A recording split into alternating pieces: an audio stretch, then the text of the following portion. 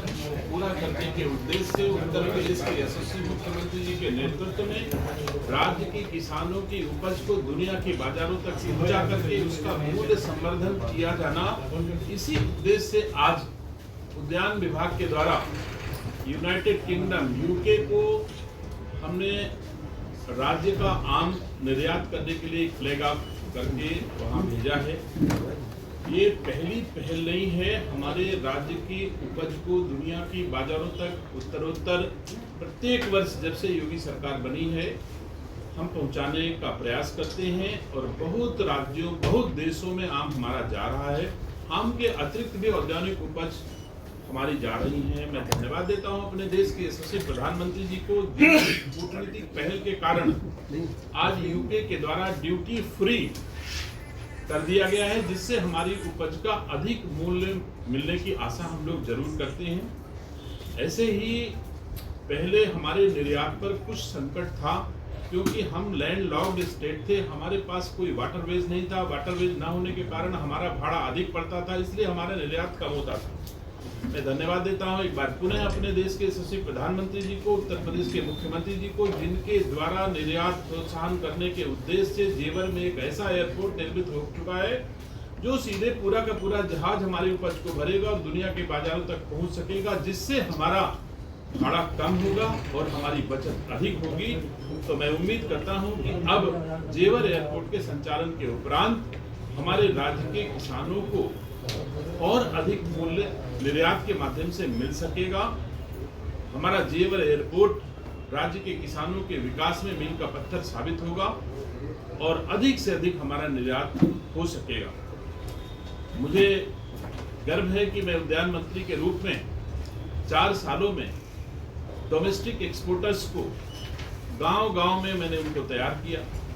पहले एक्सपोर्टर के नाम पर कुछ ही बड़े बड़े शहरों में एक्सपोर्टर्स मिल जाया करते थे, आज हजारों की संख्या में एक्सपोर्टर हमने हर ब्लॉक में एक एक्सपोर्टर, हमारे 825 ब्लॉक हैं, लगभग हर ब्लॉक में आप देखेंगे तो एक एक्सपोर्टर मिल जाएगा। एक्सपोर्ट बढ़ाने के उद्देश्य से ही मैंने अपने उद्यान विभाग में औद्यानिक निर्यात प्रोत्साहन बोर्ड का गठन किया, जो राज्य के किसानों को यह मार्ग प्रशस्त करता है, यह मार्ग सुगम बनाता है कि किस उपज को दुनिया की किस बाजार तक किस माध्यम से पहुंचाया जा सकता है, वहां पहुंचाने पर कितना मूल्य संवर्धन होगा, उत्तर प्रदेश और भारत के बाजारों से अधिक मूल्य उसको वहां पर मिल सकेगा। तो जितना भी सरप्लस उपज हमारी है, हमारे राज्य के उपभोग से अधिक जो हमारी उपज होती है, उसे दुनिया की बाजारों तक पहुंचाने के ठोस प्रयास योगी आदित्यनाथ जी की सरकार में किए गए हैं, जिसकी परिणति महसूस हो रही है कि उत्तरोत्तर हमारा निर्यात बढ़ रहा है। चौसा के अलावा दशहरी का एक्सपोर्ट भी हुआ है क्या?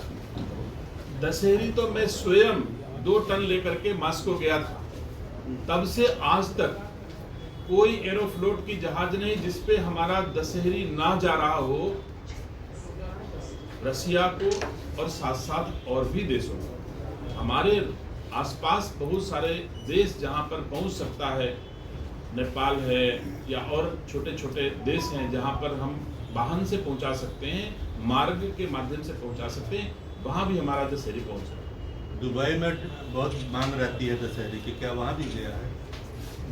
दुबई तो रेगुलर हमारा आम जाता है।